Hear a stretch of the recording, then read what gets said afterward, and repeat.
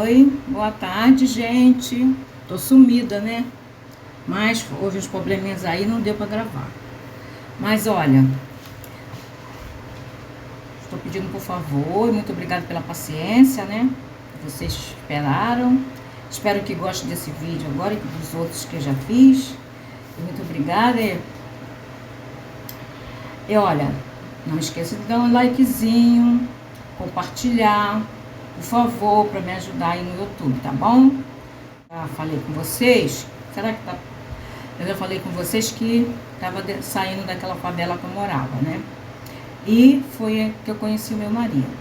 Mas nesse dia que nós nos mudamos de lá, da favela, que eu fui para outra, onde eu conheci o meu marido, nós estava chovendo e meu pai tinha comprado esse outro barraco na outra favela e eu estava louca para sair dali. Então eu falei com o meu pai, disse, não, vamos deixar para amanhã, não vou lá embaixo pedir carreto não, eu vou. Aí eu fiquei, não pai, eu fiquei insistindo e falei com meu pai que eu ia lá embaixo procurar alguma coisa, um caminhão, um carrinho, qualquer coisa, um frete, para nos levar. Aí meu pai concordou. Fui eu e meu irmão procurar um caminhão, sei lá, nem me lembro, mas eu acho que era uma Kombi de frete. Aí fomos, né? Meu pai, eu e meu irmão conseguimos.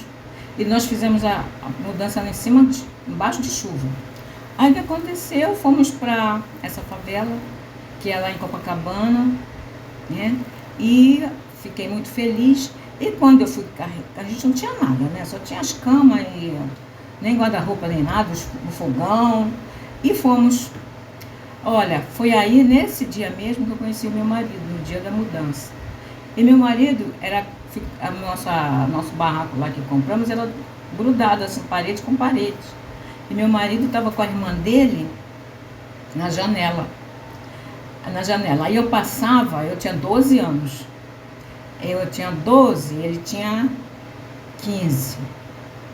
Aí eu estava passando e ele começou a mexer comigo, ele e a irmã, mas ele, pela janela dele, ele ficava por cima da irmã e me chamando de Paraíba de perna fina.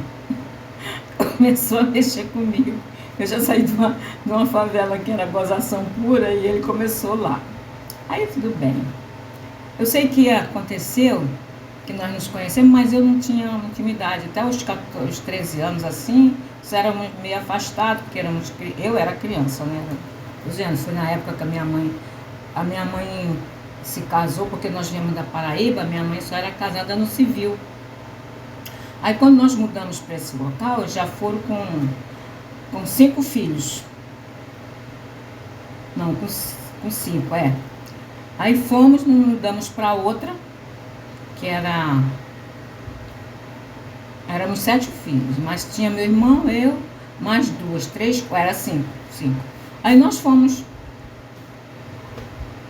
a minha mãe tinha um neném recém-nascido, de 3 meses.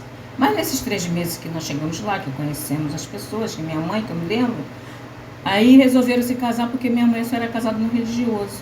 E meu pai e minha mãe foram para lá e se casaram, que a minha agora futura, a minha sogra, que na época era futura, que eu nem sabia, foi madrinha de casamento da minha mãe, e foram lá. E tudo bem. Aí minha mãe e meu pai voltaram no casamento e veio com os nomes de todos nós trocados. Eu fui a mais prejudicada porque eu sou a mais velha. O que aconteceu? O meu pai não sabia ler e foram lá tirar, depois que se casaram no civil, porque tinha que botar, como minha mãe nos papéis era como irmão da minha mãe, do meu pai, porque minha avó que adotou eles para conseguir emprego. O que aconteceu? Tiveram que mudar o nome dos filhos. Eu era Maria das Neves de Lima. Quando meu pai voltou do cartório lá com os nossos registros, o meu estava Maria Mendes do Espírito Santo. E meu nome era Maria das Neves de Lima. Olha só o absurdo. Olha, eu fiquei irada. Muito triste, muito triste. Pior que eu me recusei a ter o nome de Maria. Eu não gostava de Maria. Tinha raiva de Maria sem o Neves, entendeu? Só Maria. e virou Maria das Neves do Espírito Santo. Maria Mendes do Espírito Santo. Eu fiquei sem o meu Neves, que eu adorava. E até hoje me chamam de Nevinha. Então o que acontecia?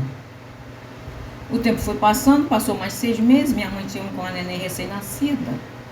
Foi a minha mãe se casar, meus pais se casarem. O que aconteceu? A minha mãe começou a apresentar esquecimentos. E ela era costureira, costurava em Copacabana, lá embaixo, na República do Peru. E meu pai vinha, os dois trabalhavam lá em Copacabana, e eu ficava em casa também, continuava a mesma coisa, tomando conta das crianças. E uma criança de 6 meses, de 3 meses, 4 meses, eu tomava conta também, né? Eu não sei como é que sobrevivi, eu não me lembro, né, porque era muita coisa. Mas eu que tinha que fazer a comida, dar mamadeira, fazer tudo, lavar roupa, aquela história que eu já contei. Tudo bem. Então a minha mãe começou a apresentar um esquecimento que eu não sabia, mas de repente ela foi trabalhar, ela trabalhava lá na República do Peru, e minha mãe voltou. E esse era um sábado. E nesse sábado, eu tinha 12 anos, nesse sábado, meu pai já estava de folga, estava em casa. E minha mãe chegou falando assim: Zé, eu não acertei o meu emprego, eu não acertei lá o trabalho. E meu pai ficou horrorizado. E eu ouvi naquilo, ela discutindo comigo, falando com meu pai: eu não achei o meu trabalho, Zé, eu não consigo encontrar o meu trabalho. Meu pai ficou apavorado, pegou a minha mãe, sabe, lá pelo mato, lá que tinha uma favela lá, mas não era muito, sabe, era agora que tem muita gente assim, mas lá naquela época não tinha muito não. E tinha uma mata lá, que tinha uma moça que era rezadeira, e meu pai disse que ia levar ela para rezar lá. Eu sei que nesse dia não tinha ninguém rezando, nada. Meu pai chegou, falou comigo que não tinha encontrado ninguém para rezar minha mãe, e que ninguém entendia. E começou a minha mãe piorando. Meu pai ia trabalhar e minha mãe ficava comigo, e eu acho as crianças, e minha mãe virou uma criança, começou a fazer...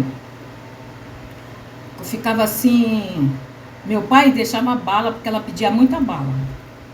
Meu pai deixava bala para ela, e ela queria, porque lá também, lá eu nem me lembro, mas eu acho que lá não tinha banheiro. Lá tinha banheiro. Mas ela queria pegar aquela bala e comer com cocô. Olha só, absurdo. Era verdade.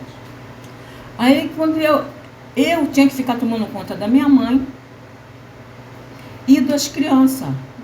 Eu tinha só uma tia que me ajudava lá nesse lugar.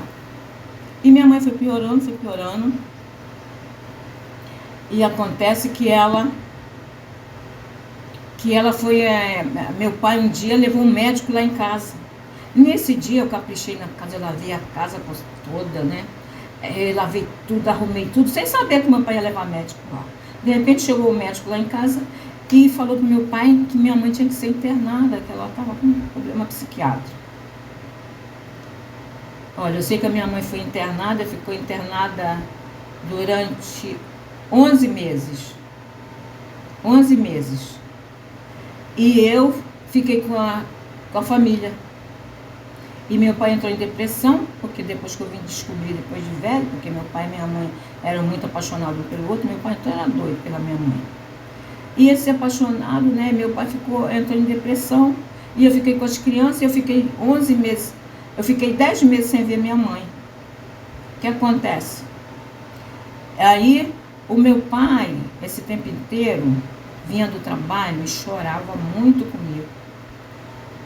Ele não tinha força para cuidar da gente. Eu tinha uma tia, coitada, que era agredida pelo marido, que ela só saía de casa, era a única que ia lá me salvar. Que me ensinava a fazer a comida direito, que me ensinava a cuidar da criança, que me ensinava como é que eu tinha que fazer a mamadeira, como é que eu tinha que dar o banho, que não sei mais o que, aquelas coisas, né? E eu sem ver a minha mãe. Olha, uma saudade tão grande da minha mãe, porque é muito estranho, muito estranho. Você vê com uma criança de 12 anos ter que cuidar de 5 crianças, e mais uma mãe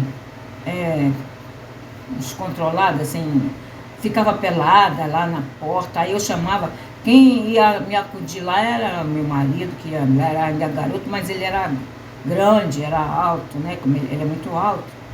Então ele me ajudava, o pai, a mãe dele vinha, me ajudava a botar minha mãe, que eu não conseguia tirar ela, porque ela não me obedecia, claro, né? Eu era criança, aí os mais velhos conseguiam botar ela para dentro de casa, pelada. Então eu passei, ó, foi uma coisa horrível, mas isso tudo já passou e me valeu a pena para minha sobrevivência, para minha maturidade, tudo foi uma lição que para mim sobreviver na vida sem bancar a vítima. Então eu vou terminar a história no próximo vídeo, tá? Pronto. Termina o vídeo, vó. Ah, é? Tchau, beijo. Gente, eu não ia nem dar tchau pra vocês. Obrigada, tá? Não esquece de dar um like aí, se inscrever, gente. Vocês estão esquecendo. Um beijo pra vocês. Compartilhem, gente. Não esquece. Legal, muito bem. Gostei. Tchau. Ai, meu Deus.